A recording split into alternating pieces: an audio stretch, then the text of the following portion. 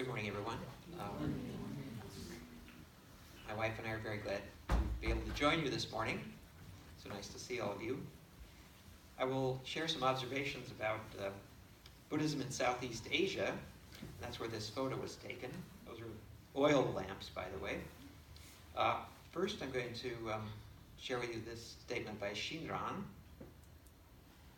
Jodo Shinshu is the consummation of Mahayana Buddhism. The provisional gateways of expedience include the other Mahayana and Hinayana teachings. Shinran, this person whose words we're reading, he's a person we regard as the founder of Shin Buddhism, also known as Jodo Shinshu. And he explains this teaching by contrasting it with various forms of Buddhism that were prevalent in his day, Japan, in the 13th century. He refers to these forms collectively as the path of sages. The path of sages. It includes teachings and practices of schools such as Zen, Shingon, and Tendai. Shinran was himself a Tendai monk for 20 years.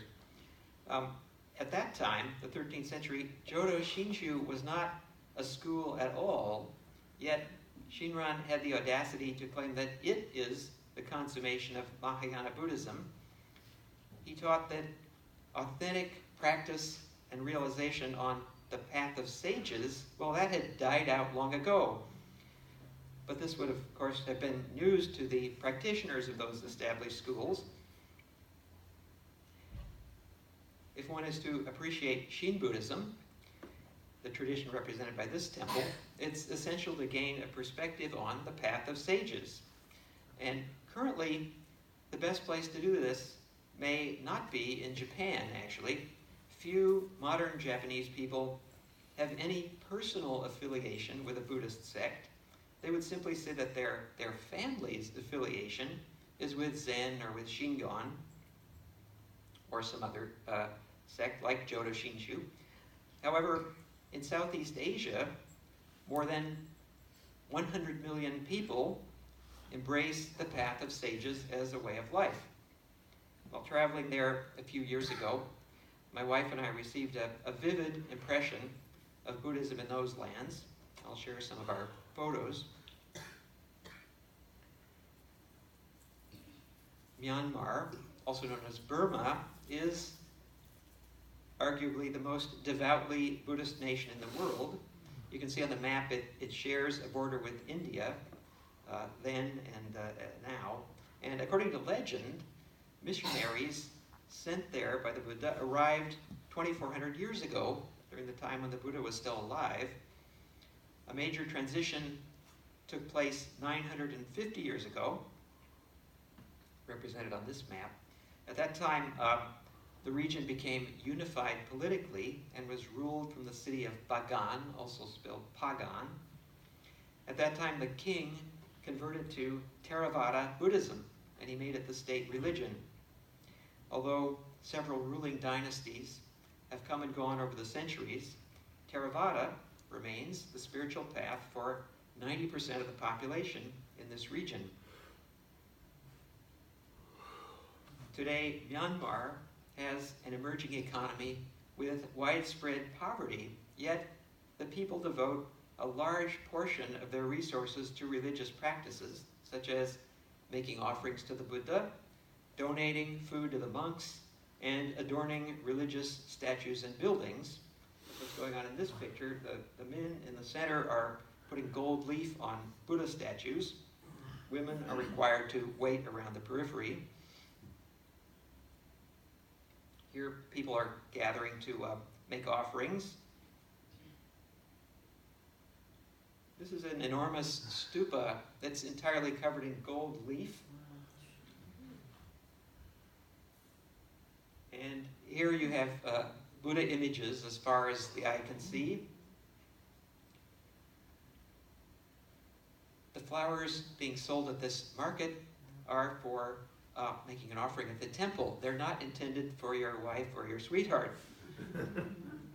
Spending time in this way is the essential, time and money in this way is the essential Buddhist practice for the Burmese.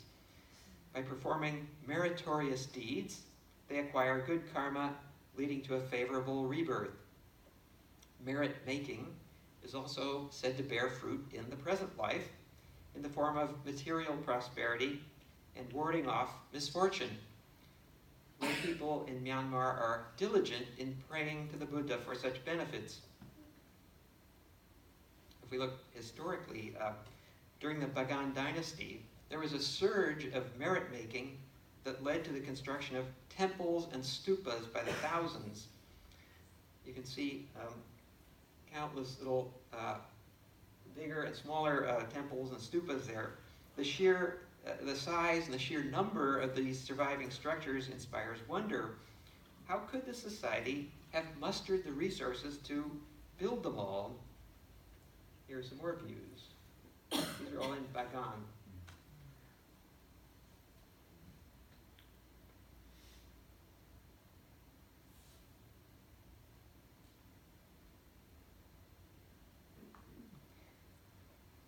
Bagan's imperial power and its building boom reached a peak 800 years ago, fueled by the merit-making aspirations of the monarchs.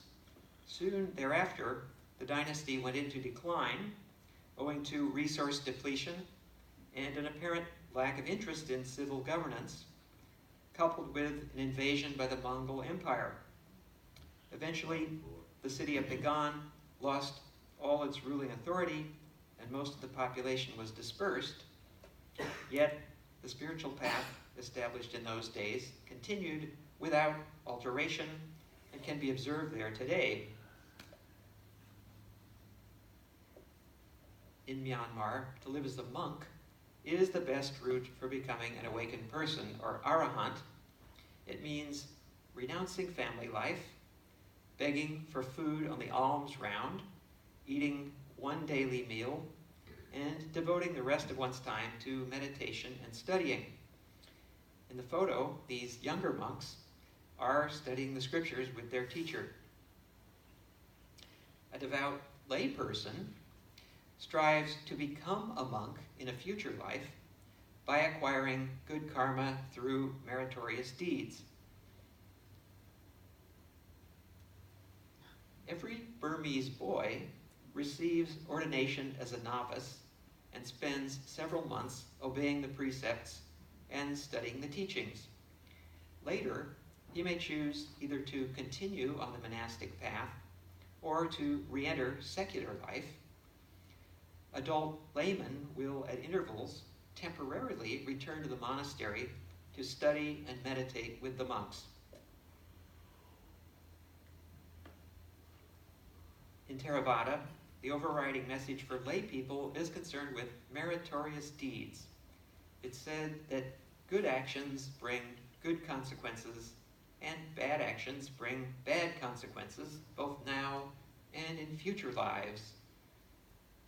Merit-making is a teaching that, well, it can be understood by anyone. It resolves life's big questions and provides followers with a sense of control over the future. Buddhism in Myanmar has retained this form for 1,000 years, demonstrating that it is very well adapted to life in that part of the world. However, considering the attributes that I've described, Theravada is not easily exportable to Western societies.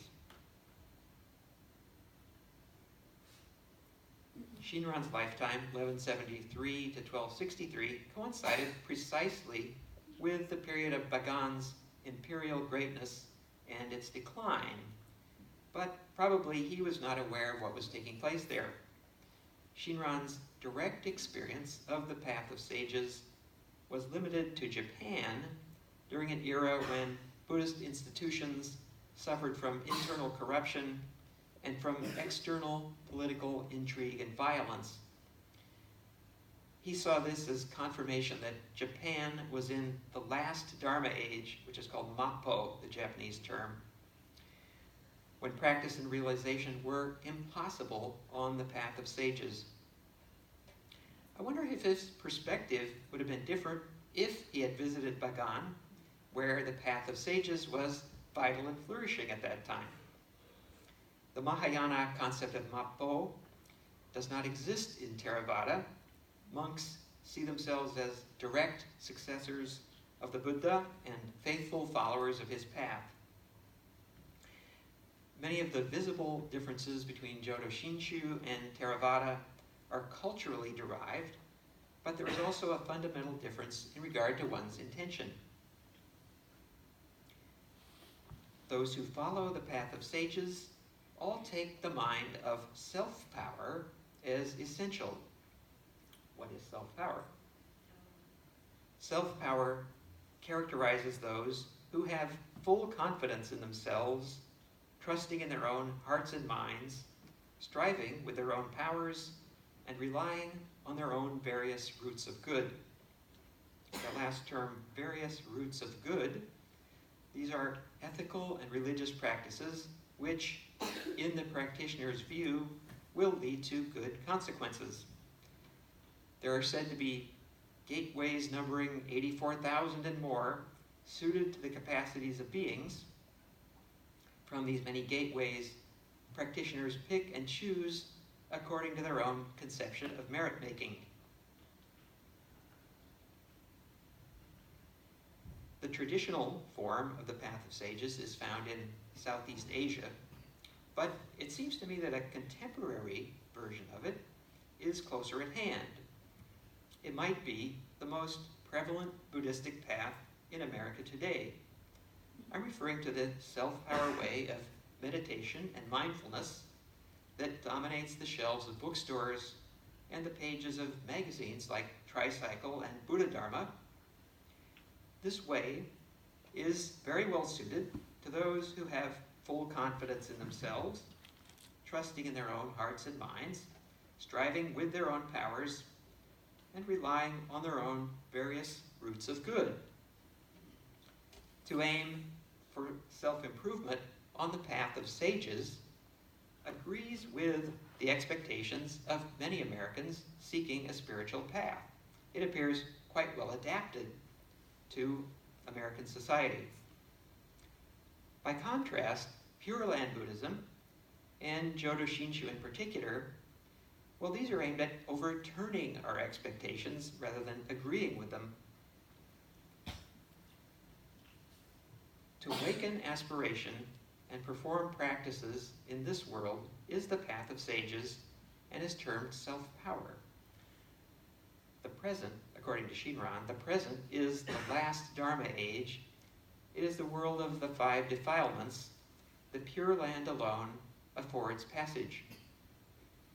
According to Shinran, the teachings and practices of the path of sages were true and real in former days, in the time of the Buddha, of course, but they are ill-suited to the capacity of people living in his era, people living in the age of Mapo. He abandoned the path of sages when he saw that merit-making was bringing him no closer to the goal of becoming a Buddha. His outer appearance was meritorious as a dedicated monk, but his inner reality was quite the opposite. Eventually, Shinran saw himself as a foolish, ordinary person, as someone who admits, under certain conditions, I might do anything. In Shin Buddhism, this self-awareness is liberation. Rather than meritorious deeds, the only practice we are urged to perform is to hear and reflect upon the teachings. The goal of ethical and religious merit-making is not part of Jodo Shinshu, nor is the goal of a favorable rebirth. In contrast to Theravada, Shin Buddhism is inherently non-monastic. A distinctive feature is that ministers are at the same level as lay people with respect to following the path. Shinran's term for this is Dogyo, or equal practitioners, a community of fellow Dharma listeners. To identify oneself as a master is not done. Teachers are themselves students, as in this recent photo. You can see, if you look carefully, 3 of our ordained ministers are in the photo listening to a teacher. Ministers receive special training and they go to Japan for ordination. But when serving the United States, their way of life is not substantially different than that of lay people. We honor teachers because they connect us with the Dharma, not for their having gained merit. I think that Shin Buddhism, although a product of medieval Japan, is remarkably well suited to the conditions of our own day. That is my opinion. However, most American converts to Buddhism are drawn to the path of sages, perhaps because it appeals to their ambitions. I'm reminded of a recent health club ad, "Your results, your way," it proclaims. Unlike in Myanmar, our merit-making is not typically done for the purpose of a favorable rebirth. It's more along the lines of finding personal happiness through self-improvement, a laudable goal. That is our contemporary form of merit-making. But I wonder if in this approach all the right questions are being asked. We might never question our spiritual self-reliance, our self-power.